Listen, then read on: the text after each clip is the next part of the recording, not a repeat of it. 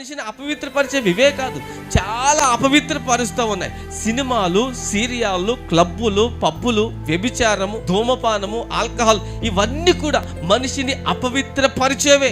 ఏం దొరికితే అది నోట్లు వేసేస్తారు, ఏం దొరికితే అది చూసేస్తారు, ఏది పడితే అది తినేస్తారు, ఎక్కడికి పడితే అక్కడికి వెళ్ళిపోతూ ఉంటారు. వారు తమ్మును తాను అపవిత్రపరుచుకుంటున్నారు. దానియేలు ముందు రాజు భోజనం తీసుకుని వచ్చారు. దానియేలు ఏమన్నాడు తెలుసా? నాకు ఈ రాజు భోజనం వద్దని. ఎందుకో తెలుసా?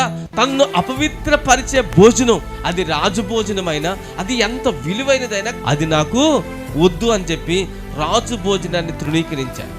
ఒక అమ్మాయి వచ్చి యోసేపుకి ఆఫర్ ఇచ్చింది, నువ్వు నా కోరికను తీరిస్తే నీకేం కావాలిస్తే అది చేసి పెడతానని చెప్పింది. ఆమె యొద్ద నుంచి యోసేపే పారిపోయాడు. ఏమండి, ఈరోజు పాపం ఏం చేస్తుంది తెలుసా? మనుషుల్ని పట్టుకోవాలని ప్రయత్నం చేస్తుంది, మనుషులను పాడు చేయాలని ప్రయత్నం చేస్తుంది. అలాంటి పాపము దగ్గర నుంచి మనం ఏమైపోవాలి తెలుసా? పారిపోయే వారికి ఉండాలి.